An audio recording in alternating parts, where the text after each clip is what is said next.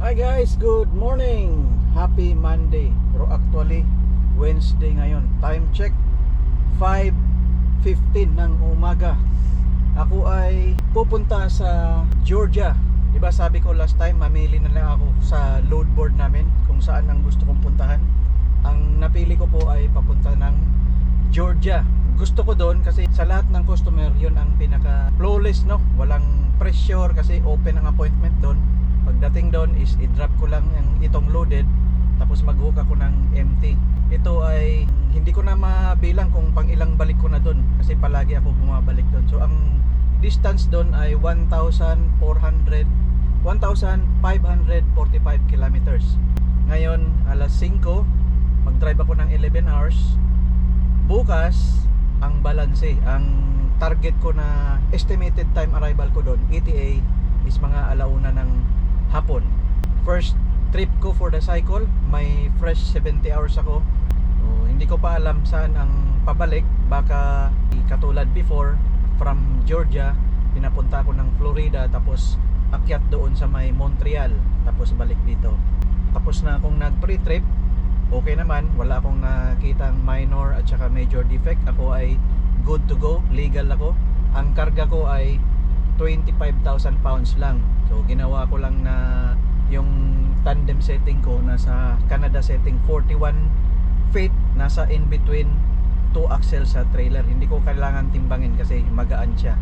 Itong trailer na to ay reefer. May i-monitor ako na temperature, may kulay green. So palagi kong tingnan yung kulay. Dapat hindi siya mag-amber kasi kung mag-amber, ibig sabihin may alert. Alert pag amber. So dapat kulay green palagi. Yun lang muna sa ngayon. Update ako mamaya. Bye.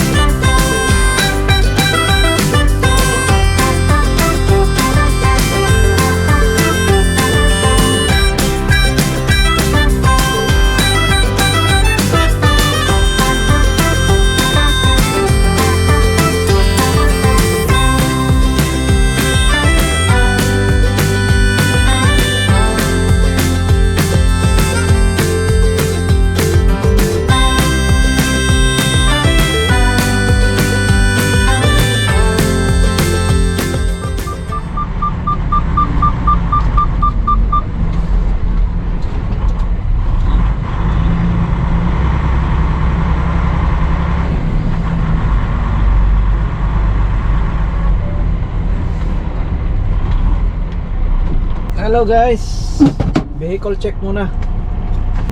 You have 11 hours and 37 minutes of remaining drive time. Vehicle check. Right.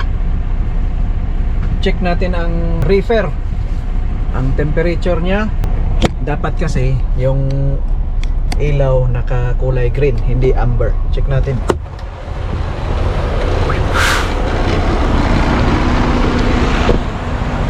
Yan.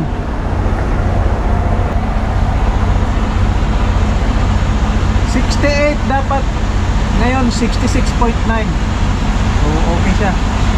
Ang nakaset na temperature is 68 degrees Fahrenheit. Ang current temperature niya 66, which is good. Plus or minus 5, within that range lang. Okay siya. So kulay green, no? Ayos.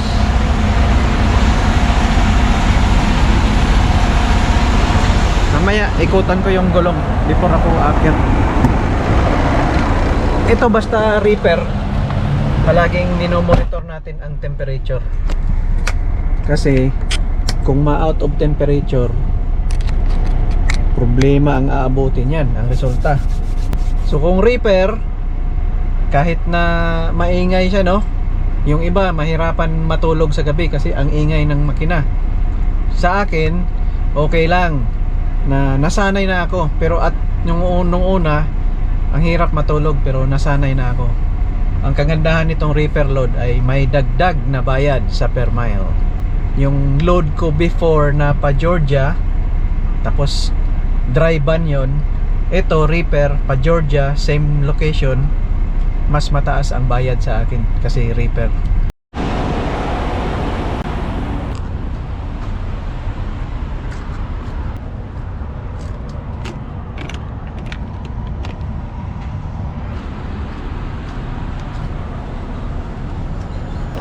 Ito guys, kahit na may high security seal to, practice ko na nilalagyan ko ng sariling kandado ko. Ito, double lock. So may high security seal ng customer, tapos lalagyan ko ng kandado. Always yan, sa mga load ko, nilalagyan ko talaga ng padlock, sarili kong padlock.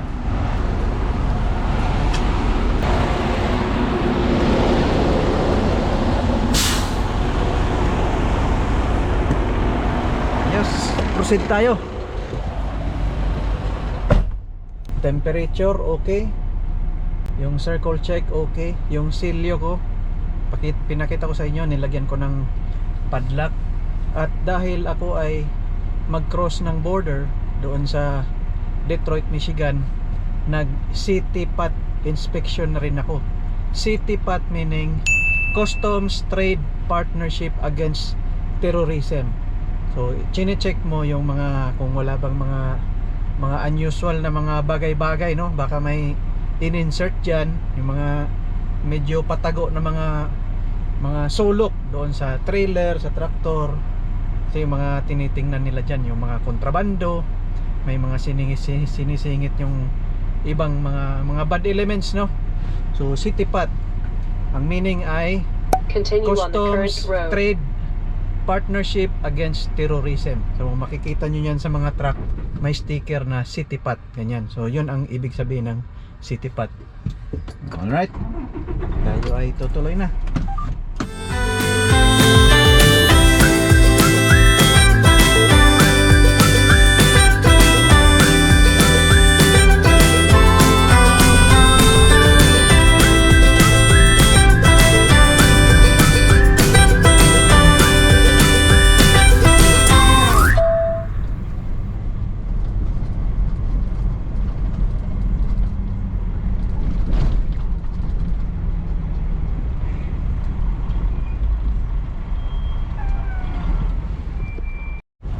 Hi guys, nandito na ako sa Detroit, Michigan na border crossing.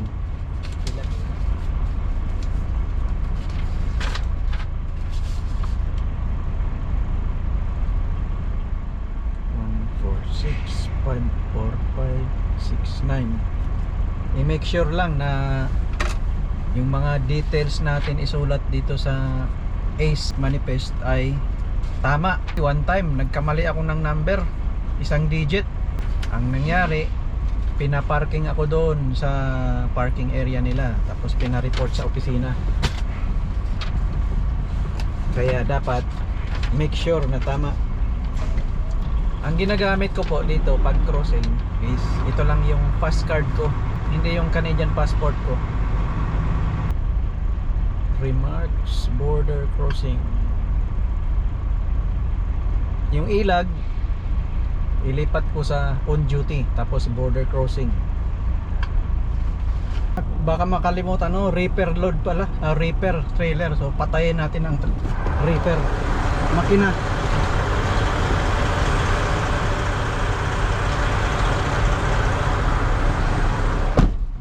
Yung reaper ko, start, stop, aandar, mamamatay. Pero ngayon, patay siya.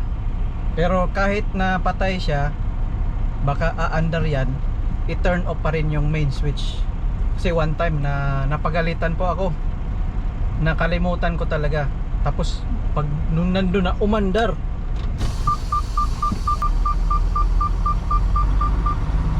Parang hindi namatay ah.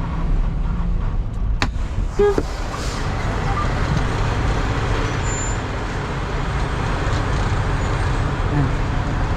Iba kasi to, dapat i-press hold mo, tapos hintayin mo mamamatay.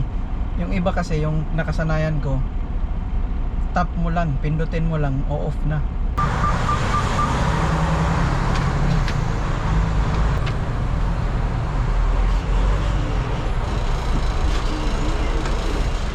Morning, sir. How you doing? Good, sir, thank you. Where you going? Georgia. What do you have? It's And where you taking it?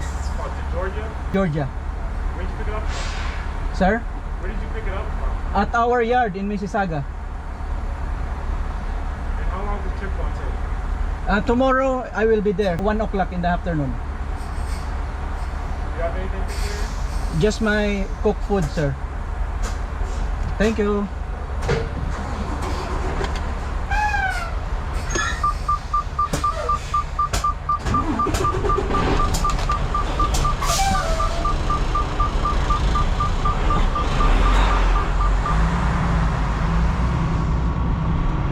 Ang bilis. Last time ko pagdaan dito na scan ako, X-ray. Ngayon, i-turn on ko uli ang reefer.